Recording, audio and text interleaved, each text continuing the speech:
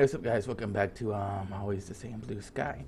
We went to town that evening, and it was quite late, yet the illuminated stained glass beneath the town in a faint rainbow. We were too absorbed in our debate to pay attention to where we were going. As a result, we ended up in an unfamiliar area, but we didn't take notice until... I'm sorry, guys, if I try to rush this. I just got off work, and I got food. I'm hungry, but I want to make videos because I'm having fun right now. Because screw work. Kira stopped. Do you hear that? Yes, I heard a hoot. Sound like an owl, but there surely can't be any. My speech trailed off as I looked around, distracted by something. Where are we, Kira? Kira shrugged about to speak. It was an owl. Kira looked at me and in her eyes, and I nodded as we followed through this calm side street. We were greeted by a spectacular courtyard, and the whole area was roofed with vines and had an air of being forgotten. The ancient well took center with the star being on the birdcage. It hung from the roof, shimmering brilliantly in the moonlight. Kira walked over summarily to investigate. It was wide open. Strange. Hey, look, there are all kinds of seats in here. Kira says, leaving. A few through her fingers, I said, I know, all next to her. See, whatever. Owls don't eat seeds, do they? And they plot thickens. Kira sat next to me and stayed silent for a moment, giving ourselves time to acclimate to the mysterious courtyard. It had an air of a grand cathedral. Curious to look home was a welcome addition as we continued our previously interrupted conversation. Large portions of the moonlight were blocked by the vines above, imprinting a dense pattern of fine leaves on Kira's face that refused to fully mesh with her as she enthusiastically noted her history, lesson with hand movements.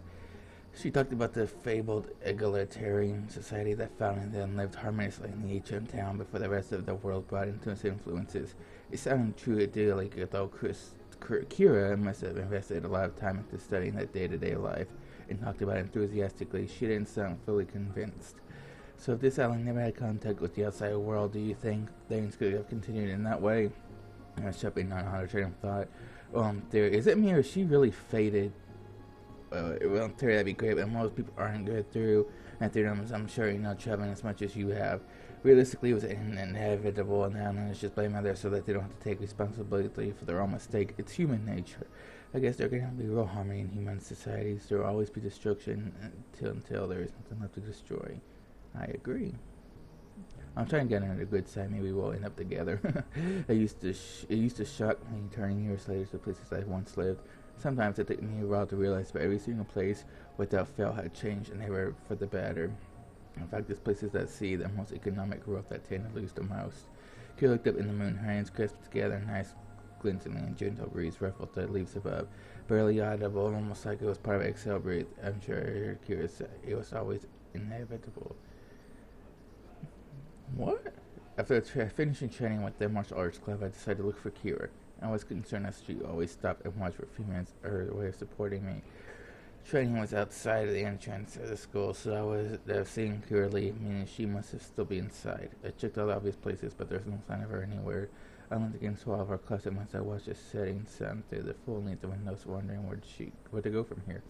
A seagull silhouetted against the sun flew past to join his friends on the roof and hit me. I had to tread the roof. School had a flat roof, so it made sense that you'd be able to go up there, and sure enough, a few quarters later, I found the staircase. There was a key already in the lock, and the door was ajar. I cautiously nudged it and opened and saw her there. Kira was standing 10 meters or so in front of me, leaning against the rail and watching the picture sun as I had done moments before, just below her. Her hair was being tousled forcibly by the wind, as if trying to keep dying embers alight. I was cut short. The seagull had perched loudly in the rail beside her. Taken by surprise, Kira tilted to look, tears flying off her face as she did so. Her eyes were distant and desperate. God, I knew I wanted to be, but my heart told me it wasn't my place to intervene. That I thought I was never meant to be a part of this, so although pay me, I quietly left. I received a call later that day. You will be moved within a week. Make sure you are ready to leave at any time. What? I spotted her instantly, leaning against a lamppost, shielded by the shade of a nearby tree, wearing a pale, virtually see-through dress. I was glad she hadn't noticed me as I needed a minute to adjust. She got some pretty big boobs, don't she? She was obviously oblivious to the world, focused completely on the gentle lapping waves she sheepishly looked at my introduction as I approached her. Oh, hey, she said excited as she leapt forward and hugged me. I couldn't move my edges, but I swear that as her head passed mine at the edge of my vision, I saw her expression go blank. I'm so happy you're here. I've been looking forward to this for a while. We found a secluded spot under a tree. I laid out the blanket along with the food we brought in town the day before. We said talk about life, about everything and nothing. I decided not to tell her I wasn't going to be around for much longer. I knew it was selfish, but I was genuinely happy, a rare emotion that I had to clear on just a little longer. Fortunately for me, she was definitely a rambler, and I loved listening to her. Every word oozed character and significance, but at the same time, I was unprovocative and somehow soothing. I wasn't really thinking about much. I was just basking in the moment, but I suppose if I had been, I would have been working out a way to make those days last forever. Let's go swimming, Kira said, moving her dress. Woo! I casually rooted through the picnic basket, not wanting her to see my flushed face. Don't worry about that, let's go. So she exclaimed. She gestured towards the ocean. Meekly do as you're told. I don't know what meekly means, but whatever. I nodded at Fox Odie and walked stoically fast. She did the same, overtook me and quickly turned to a race. The hot white sand slept in her bounding until the cold water could relieve the built-up heat, I think. I just beat her to the waterfront, panting but grimly triumphantly. I turned towards her gloat. I didn't get very far, though. Crash! I found myself part submerged in the shallow water. Kira had taken advantage of the instability of the shifting sand my feet were forced to rely on. Oh, damn. Whew. I looked up sheepishly towards the blazing sun, which was partially blocked by Kira's wafting mildly. She hadn't chosen her opponent wisely. With my face unchanged and using the sea to hide my execution, I dislodged her ankle. We traded expressions. I chuckled as she frantically wobbled, trying desperately not to fall. She failed, and I fell on top of me. There was a thin layer of water between us. I could feel her body pressed against mine. My throat had tightened, resulting in an audible gulp. Kira blushed and looked away. I'd never seen Kira embarrassed before. I never even considered it a possibility. I had enough of this wasn't happening. I playfully pushed her at me. She looked up at me, in anger. I got up and offered her my hand. She used it to pull me back into the water. This time I looked at her disgruntledly. Kira closed her eyes and stuck out her tongue. This is like the full-blown plate fight, which I maintain to this day. I let her win. Now that our bodies have been forcibly adjusted to their new surroundings, it's decided to swim along the coast. Oh, their new surroundings, whatever. We followed the cliff, stopping in a little cove to see if there was any brightly colored fish we hadn't previously encountered. I swam in many different areas of the Mediterranean, but not anywhere near as broad a range of aquatic life as here. It was truly stunning. One of the larger coves I noticed had a hole at the bottom of the cliff, only partially exposed above in the water. Hey, check this out. Kira looked over at me puzzled. Looks like this could lead somewhere. I elaborated as she swam over. Man, they got some pretty damn good breath. Whew.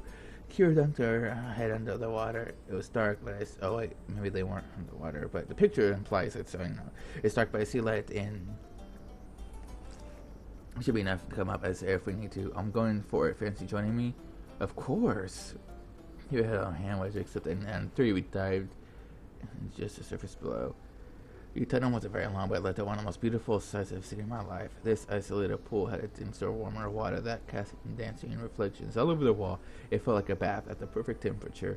My guess is that the area was saturated with salt as we could fully lie supported in comfort, rocking arms of azure. This could actually be paradise. We should just stay here forever, she uttered philaly, whatever. Kira gently maneuvered herself closer to me, so they were both lying side by side, watching the clouds together. Self-contained masses of water floating high above us in the sky seems pretty amazing when you think about it. Kira pondered. When I was growing up, I was taught that clouds are formed by fish that have escaped the sea. I remember thinking, this doesn't make sense to me. Why would a fish want to escape the sea? Apparently, if they swim as fast as they can towards the seabed, then career sharply upward, they trap thin layers of water and air around them. So when they leap out of the water and spread their fins as wide as they can, they simply carry on traveling in the angle they left the water until they eventually reach the sky. Apparently whales inhabited the largest clouds, but I don't believe that bit. It sounds like a robust theory to me. I said as sternly as I could as I felt Kira look at me expectantly. And honestly, I blanked out halfway through the story. Her voice was so soothing I felt like I was curled up by a warm fire. Kira didn't say anything for a while. I looked over to make sure she hadn't sunk. She didn't look impressed. You don't hear any of that, did you? Of course I did. About how fish live in clouds. My sentence trailed off as I realized how ridiculous I sounded. Kira knew exactly what was going on. I looked over to confirm and I suspected her expression hadn't changed. She pushed me over the edge. I tried to stifle it instantly, but couldn't stop myself laughing, especially when Kira's stunning gaze broke. We lay there comfortably roasted in the bright sun, soaking in the warm atmosphere with tranquility extending time until inevitably the sun began to set. It's getting late, Kira muttered disappointingly. We should head back. The sea glowed a beautiful rich color as the sun bestowed a last burst of energy upon it, longing that it would be enough to survive its cold and unforgiving the lunar mistress. Kira reached the shore before me and crouched down, pushed her fists to the wet oozing to hoist herself. She walked towards the blanket, the fading sun twinkling off her wet body. Ooh, well, she looked over her shoulder at me as I clumsily clambered out of the salty expanse? Not focusing on my coordination. Kira sat on the blanket with her legs one side when I finally caught the water drip from her face as she smiled warmly at me. Here, I offered, holding out a towel. She leaned closer, put her hand on the towel as if to take it, but then our faces were now only inches apart. You know, I've been thinking, when we were young, we were taught to trust our own judgment, and I second guess against everything we do. I've come to realize that there's no reason to live in fear of our conventions. If you can't trust yourself, then how can you expect to trust anything? I have firm beliefs and I know that I'm doing this right. Maybe physically, superficially, but I have a job to do for greater good. That being said, I regret that I choose you. Kira leaned closer and kissed me. In a moment, I pined for the sense and very sick and lay unmarried eyes on her. I sat and lost myself in a wave of endorphins, and I felt more alive, more detached from this world. Yet there was a tinge of emptiness, and emptiness that was rapidly growing. My eyes to see the character's screen of her erased as sea velvet confines. I knew she was draining my essence. I could feel my soul leaving, yet I couldn't move. Hell, I didn't want to move. I passed out. Okay.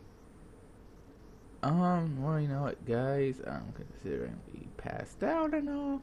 And there's a black screen. Okay, yeah, I'm gonna end the video here so I can go eat my food and, maybe for some other games. So I'll see you guys tomorrow.